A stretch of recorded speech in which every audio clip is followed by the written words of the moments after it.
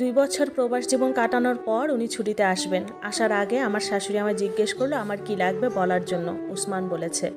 আমি বলেছি কিছু লাগবে না। দুপুরে রান্নার সময় উনি ভিডিও কল দেয় ওনার মাকে। আমি পাশেই ছিলাম।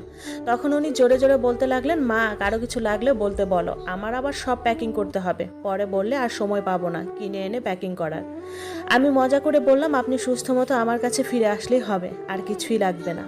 উনি আর আমার শাশুড়ি থম খেয়ে গেলেন এমন কথা শুনে। আমি এটা বলেই রুমে দৌড়ে চলে আসি। 2 দিন পর উনি আসবেন। আমি ওনার রুম নিজে হাতে পরিষ্কার করে বিছানা চাদর বদলিয়ে গুছিয়ে দিয়ে আসি।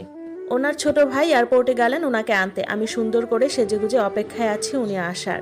আমার স্বামী তো অপেক্ষা তো করবই।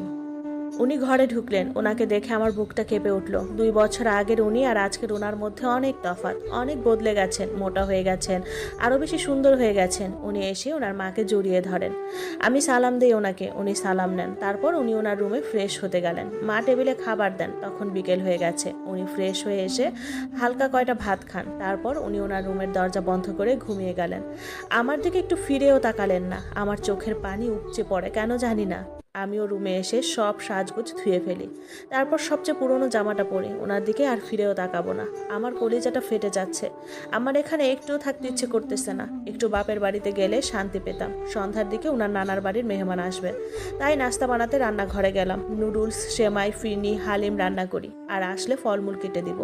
সব রেডি করতে করতে মাগরিব হয়ে পড়ে। ওনারা চলে আসেন। ওনারা আসার সাথে সাথে আমি ওনাদের সামনে গেলাম না।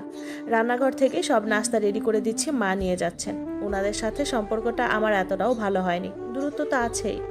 ওনারা রাতে থাকবেন, আমি রাতে রান্না বসালাম। আমাকে আমার শাশুড়ি করতে মানা করেছেন, তারপরেও করছি, কারণ রুমে বসে কী বা করব। উনি ঘুম থেকে উঠলেন রাত 9টার সময়। উঠেন, হালকা না চা খেলেন আর সবার সাথে কুশলাদি বিনিময় করলেন। আমি ওনার সামনেও পড়লাম না।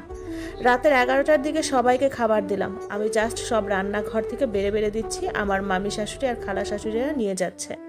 উনি এখন খাবেন না, পরে খাবেন।